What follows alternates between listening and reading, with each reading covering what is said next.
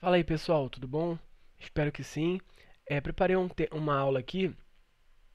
Na verdade, eu coloquei alguns slides aqui só para mostrar algumas coisas importantes, mas o tema é pequenininho, tá? Depois eu vou fazer uma aula pro bloco 2 para a gente falar um pouco de biologia também. Mas aqui a gente vai continuar aqui com a água, né? A gente está falando de água.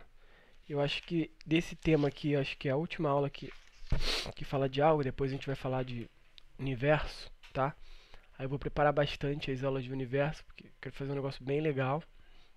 Aqui é um tema mais simples, tá? Não tem assim nada muito complicado, só algumas coisas interessantes, né? Então olha só, a gente pensa em pressão da água, né? Quando a gente fala de pressão da água, a gente pensa em mergulhadores, né, que sofrem com a pressão da água, submarinos, né? Até mesmo numa piscina, né? Se você vai mergulhar lá no fundo da piscina, você vai sentir uma pressão, né? Então a água ela exerce pressão, tá? Tem uma coisa bem interessante da pressão, que é o seguinte, olha só, se eu pegar um lápis, tá? Não sei se dá pra ver aqui, um lápis. Se eu pegar o lápis e apertar na parte de trás do lápis, eu vou sentir uma dor, mas não tão grande, né? Apesar de eu fazer muita pressão, muita força, né? É, essa parte aqui não vai me machucar tanto. Mas agora, se eu fizer pressão em um ponto, né? Com a parte, a outra parte do lápis, né? Eu vou sentir uma pressão muito maior, né? Que eu não vou aguentar ficar apertando o lápis, tá? Então, por que a gente que é legal fazer esse pequeno experimento, demonstrar isso? É legal porque, olha só, a pressão ela não está relacionada somente com a força que você faz, né? Com a força do fluido, com a força do lápis aqui, não. A pressão ela vai ser um efeito de uma força distribuída pela área, tá? Então, quanto maior a área, mais vai ficar distribuída essa força, né? E menor vai ser a força em determinado ponto, tá? Então, a pressão ela vai estar relacionada também com a área. Isso vai ser importante aqui para a água. Então, isso aqui é um ponto, tá? Que a gente tem que pensar, né? É que nem um salto, né? O salto ponta, né? Da mulher que pressiona, machuca. Uma vez eu fui para uma festa, um baile de dança, de salão. Aí uma pessoa com salto de ponta se machucou meu pé ali né, e furou meu pé. Então, quando você tem a pressão de um peso de uma pessoa num salto de ponta, essa pressão ela está concentrada num ponto, né? Uma agulha, tá?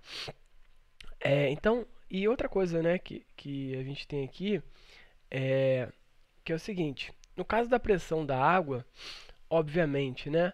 Aqui eu tenho dois copos. O copo mais cheio vai exercer uma maior pressão, né? Então a pressão dessa coluna d'água aqui é maior do que essa, né? Coloquei aqui mais ou menos o dobro, tá? Então quanto maior a altura, né? Maior vai ser essa pressão, maior a altura da coluna d'água, tá? Então acho que isso é tranquilo também. Agora uma coisa que é interessante é que quando a gente vai olhar aqui uma usina hidrelétrica, né? Você observa que como a coluna d'água ela está é, com uma pressão maior aqui embaixo do que aqui em cima, né? Devido aqui a gente tem um copo mais cheio, né? Normalmente, essa foto aqui não demonstra tão bem, mas normalmente a gente tem a base da usina, né, desse reservatório de água aqui da usina, maior embaixo, né? Ele vai estreitando, porque aqui eu não tenho tanta pressão aqui em cima. A pressão aqui é menor do que essa pressão aqui embaixo, tá? Então essa parte aqui da usina vai ser muito mais, vai ter que ser muito mais sólida, né? Muito mais forte para aguentar essa força, né? Tranquilo? E aí a gente tem aqui um conceito também interessante dos vasos comunicantes, né? Então, quando eu tenho aqui, ó, esses esses vasos comunicantes, né, essas aberturas ligando os essa abertura ligando esses recipientes, né? E aqui você pode ter diversos formatos, né? Então, o que a gente tem aqui é o seguinte, quando a gente vai despejando água, né? Não importa, né? O formato, a gente sempre vai ter todo mundo aqui, ó, no mesmo nível. Eu consegui quase fazer uma linha reta, né? Só não está perfeito porque a precisão minha, né? Mas aqui a gente tem uma linha reta. Mesmo se a gente torcer, a gente vai continuar tendo uma linha reta, ó, tá vendo?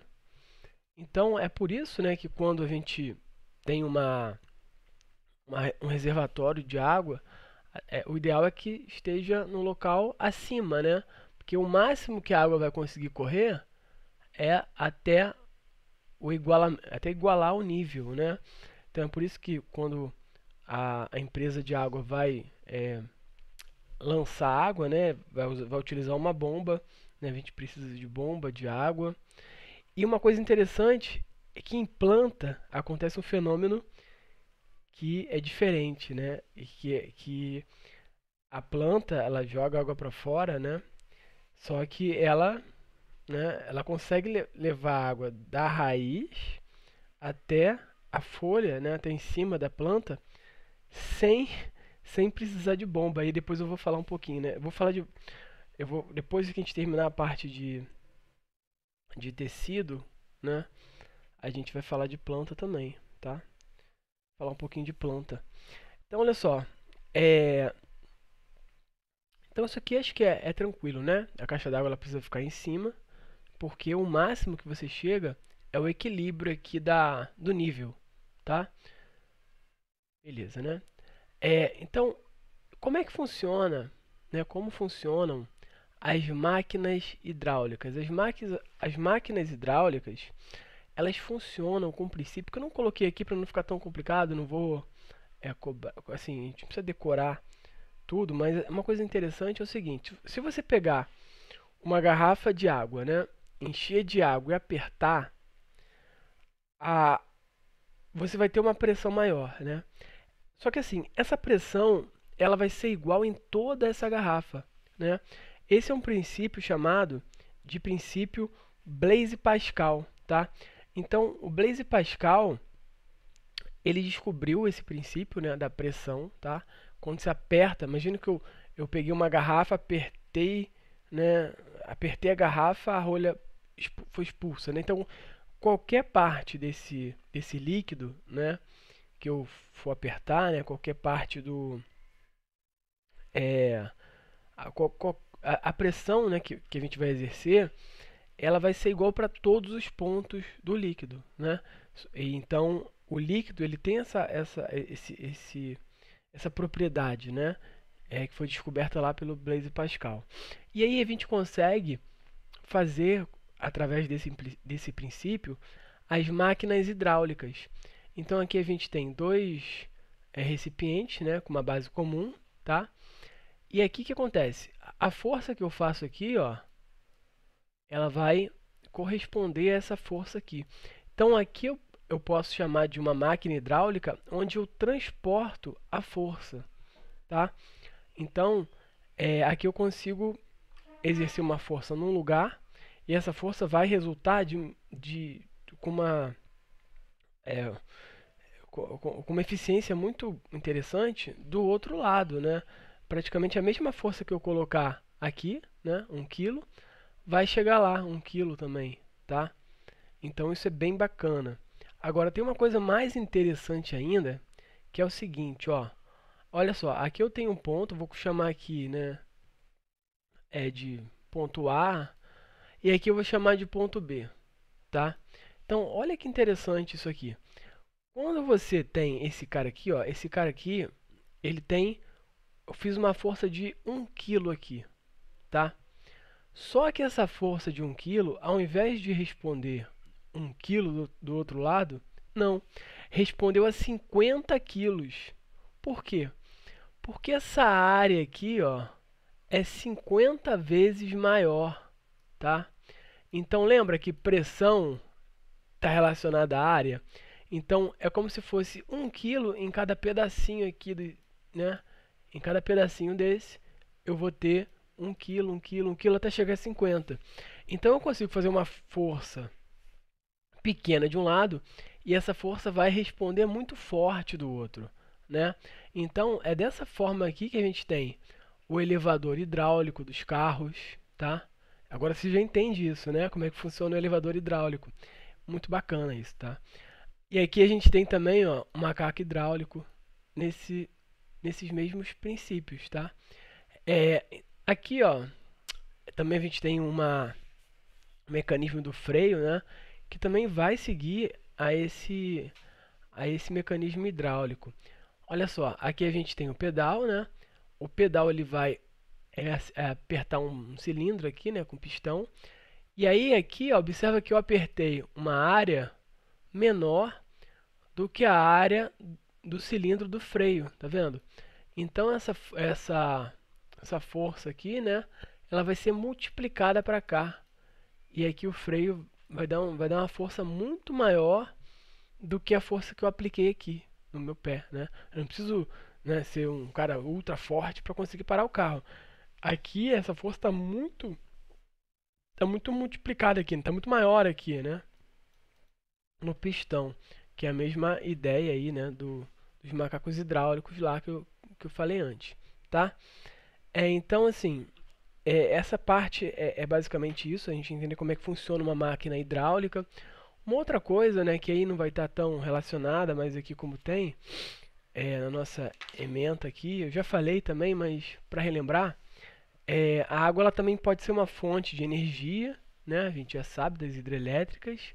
Aqui eu coloquei uma turbina, tá? Então aqui a gente vai ter a força da água, né? Nas espátulas da turbina. Essa turbina vai girar, né?